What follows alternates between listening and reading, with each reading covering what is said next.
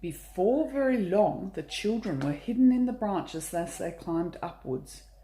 When Mr. Whiskers came back with 5 other elves, not a child could be seen. "Hey, come down," yelled the elves, dancing around the tree. "You'll be captured or lost. This tree is dangerous." Joe laughed and peered down.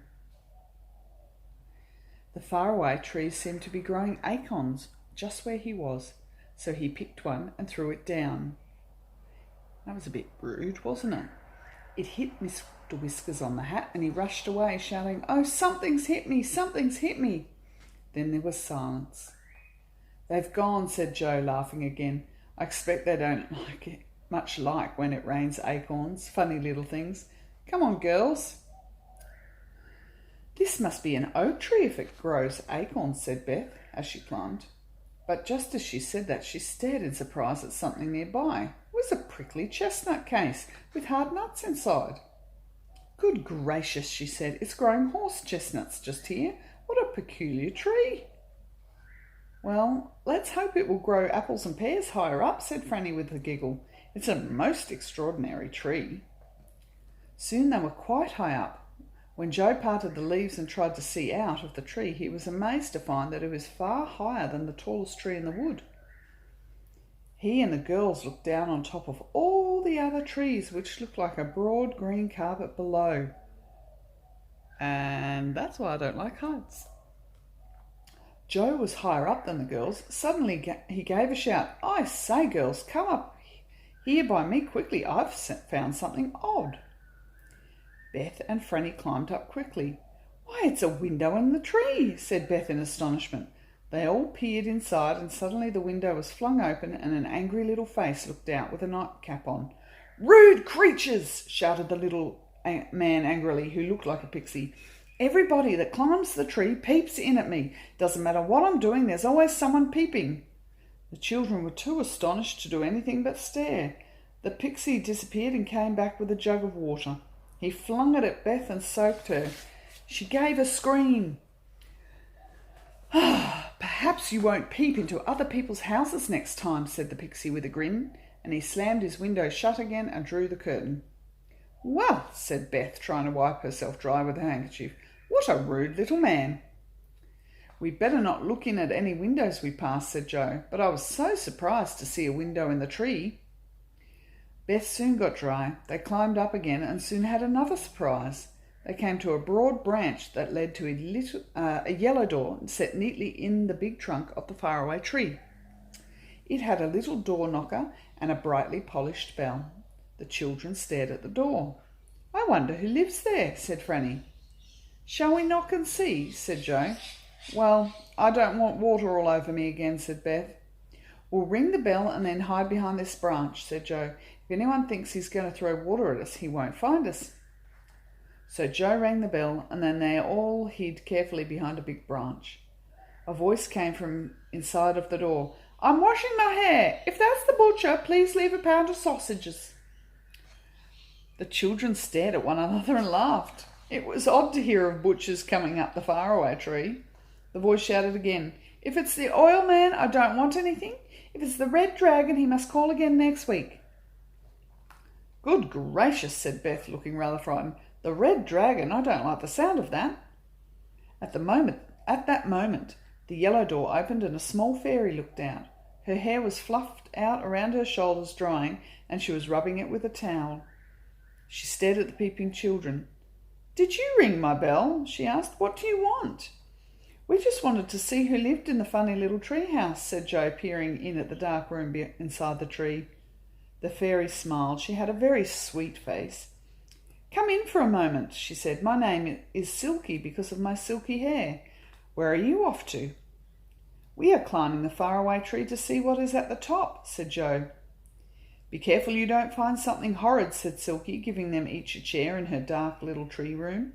"Sometimes there are delightful places at the top of the tree, but sometimes there are strange lands too. Last week there was the land of Hippity Hop, which was dreadful. As soon as you got there, you had to hop on one leg and everything went hippity hop, even the trees. Nothing ever kept still. It was most tiring." "It does sound exciting," said Beth. Where's our food, Joe? Let's ask Silky to have some. Silky was pleased. She sat there brushing her beautiful golden hair and ate sandwiches with them. She brought out a tin of pop cakes, which were lovely. As soon as you bit into them, they went pop, and suddenly you found your mouth filled with new honey from the middle of the little cakes. Franny took 7, one after another, for she was rather greedy. Beth stopped her. You'll go pop if you eat any more, she said. Do a lot of people live in this tree? Asked Joe. Yes, lots, said Silky. They move in and out, you know, but I'm always here, and so's the angry pixie down below. Yes, we've seen him, said Beth. Who else is there?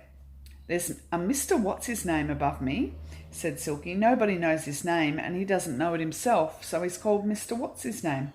Don't wake him if he's asleep, he might chase you.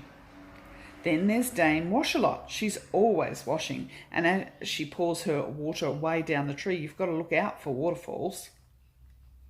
This is such an interesting and exciting tree, said Beth, finishing her cake. Joe, I think we ought to go now, or we'll never get to the top. Goodbye, Silky. We'll come and see you again one day.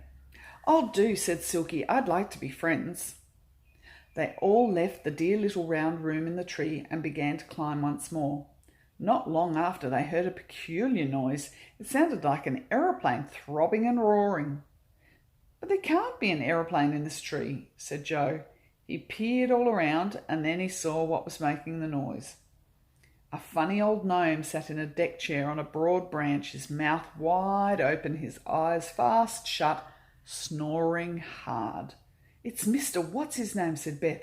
What a noise he makes. Mind we don't wake him. Shall I put a cherry in his mouth and see what happens? Asked Joe, who was always ready for a bit of mischief. The faraway tree was now growing cherries all around for a change, and there were plenty to pick. No, Joe, no, said Beth. You know what Silky said. He might chase us. I don't want to fall out of the faraway tree and bump down from bough to bough if you do.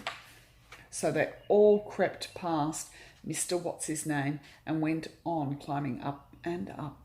For a long time nothing happened except that the wind blew in the tree. The children did not pass any more houses or windows in the tree, and then they heard another noise, a rather peculiar one. They listened. It sounded like a waterfall, and suddenly Joe guessed what it was. It's Dame Wash-a-Lot throwing out her dirty water, he yelled. Look out, Beth, look out, Franny. Down the trunk of the tree poured a lot of blue soapy water. Joe dodged it. Franny slipped under a broad branch, but poor old Beth got splashed from head to foot. How she shouted! Joe and Franny had to lend her their handkerchiefs. I'm so unlucky, sighed Beth. That's twice I've been soaked today. Up they went again, passing more little doors and windows, but seeing no one else. And at last they saw above them a vast white cloud. Look, said Joe in amazement, this cloud has a hole in it and the branches go up. I believe we're at the very top of the tree. Shall we creep through the cloud hole and see what land is above? Let's, cried Beth and Franny, so up they went.